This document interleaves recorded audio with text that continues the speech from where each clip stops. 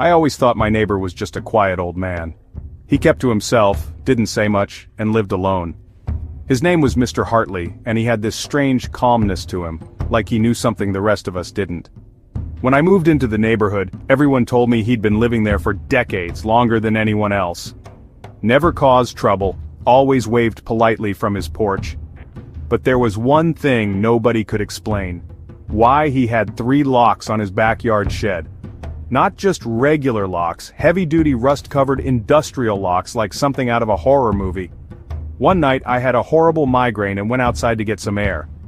It was around 2:30 in the morning and the whole street was dead silent. That's when I saw Mr. Hartley, dragging a large wrapped object across his backyard toward the shed. He was struggling, breathing heavily.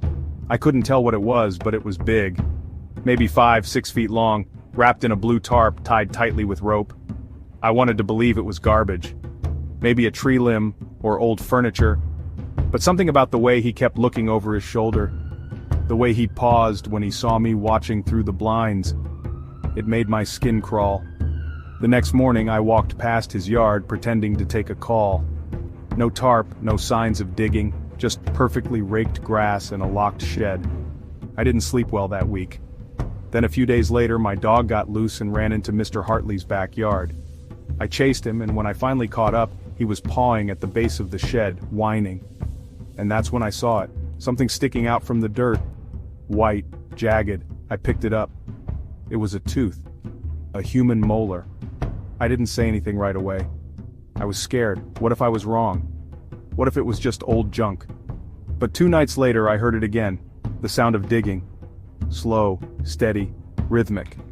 I looked out, and there he was again, covered in dirt, standing knee-deep in a hole, holding a shovel, and something else wrapped in cloth. I finally called the cops. They searched the property the next morning.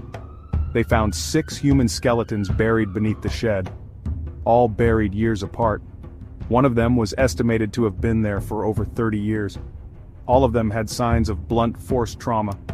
Mr. Hartley didn't resist arrest. He just sat down on the porch and said, "Took you long enough." Turns out his real name was Charles Henley. He was a wanted fugitive from a neighboring state. Vanished in the early 90s after his wife and kids went missing. The case went cold, until now.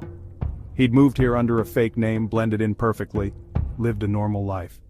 All while quietly collecting new victims. They still don't know how many he killed. Some of the remains haven't even been identified yet. And me? I can't stop thinking about that night. About how close I was to being the next body